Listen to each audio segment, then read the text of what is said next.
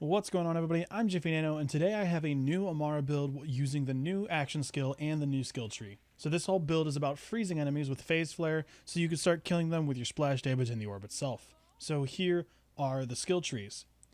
As you can see, we go all the way down the new purple tree so we can ignore elemental resistances, making it much easier to freeze enemies, and freeze enemies that can't normally be frozen like Wotan. This tree also gives a lot of bonuses to splash and cryo damage, so we'll be leaning into those for most of the build. For our action skill, we're actually using the light fantastic version of Phase Flare. This version of the orb travels to whatever enemy you're dealing damage to and gets increased damage as you get kills. Using the cryo element on your action skill, it will travel to the enemy you shoot, freezing them, allowing you to deal that increased gun and splash damage to them so you can finish them off. From my time playing with this setup, after 2 to 4 kills, the orb starts dealing enough damage to kill mobs outright, which activates our Augment Expedite.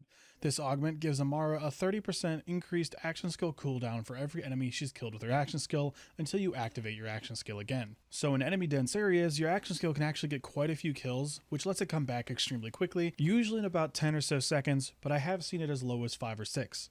This build absolutely demolishes mobs, but it can kind of struggle during bossing. If a boss has mobs that spawn in, you can kill them pretty easily, but because the damage of the orb scales off kills, bosses without mobs are fairly difficult to kill. You're not going to die super easily, but they're going to take a long time. Fortunately, there's not a whole lot of bosses that don't have mobs, at least at some point during the fight, and even the takedown bosses all have mobs that spawn often enough that you can get the damage of the orb rolling for the boss damage.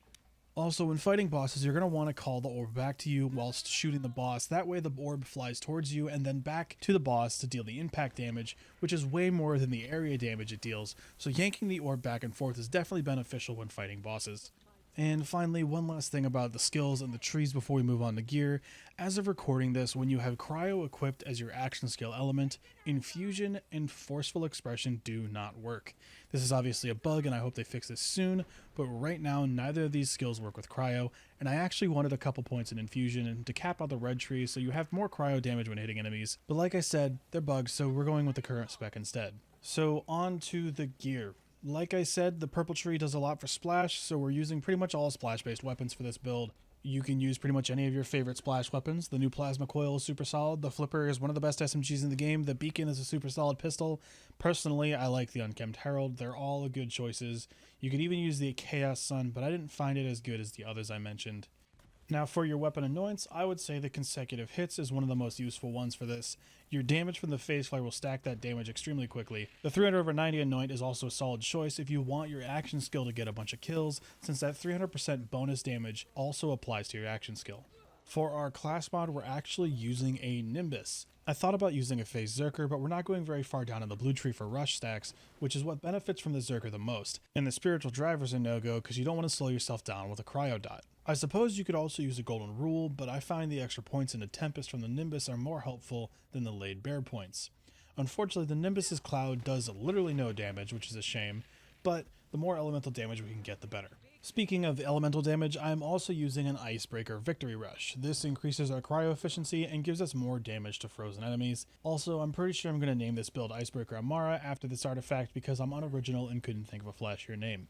Now on to one of the most important parts of this build, the shield. I am using a Frozen Heart with the action skill Start Anoint. The Frozen Heart, when broken, causes a Cryonova that will freeze anything it damages as long as it can be frozen. This should work on pretty much anything except for bosses and cryo-immune enemies. The Anoint on this will make it so when you start your action skill, the Nova will go off, freezing everything without having to actually break your shield.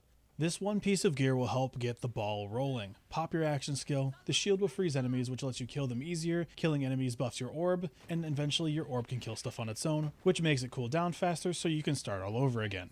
Now you don't necessarily need this anoint, but it does make things go smoother. You could also try to get a low level Frozen Heart since the Nova only has to deal 1 damage to an enemy to freeze it, or you could get a Frozen Snowshoe and slide into enemies to freeze them. I am personally not a huge fan of the Snowshoe, but it is an option. I found this build really fun. I was able to do both the takedowns on true takedown mode, and the only quote-unquote struggle I had was bosses, and even then, the takedown bosses have so many mobs in them that they weren't even that hard, and honestly, fighting Grave Warrior is harder with this build than the takedowns. So if you are on PC and you want to give this build a shot, the save file is on my Discord, link in the description. Console friends, we have crossplay on the way soon, so eventually we should be able to easily get you all the gear for these builds from PC to console, but for now, I wish you luck on the farming. If you liked this build video, go ahead and hit that like button. If you didn't, hit the dislike. Consider subscribing and clicking that bell so you see my future uploads. And check out my Twitch where most of my builds are created and tested. Link in the description. Hope to see you there. Thank you so much for watching, and I'll see you guys in the next one.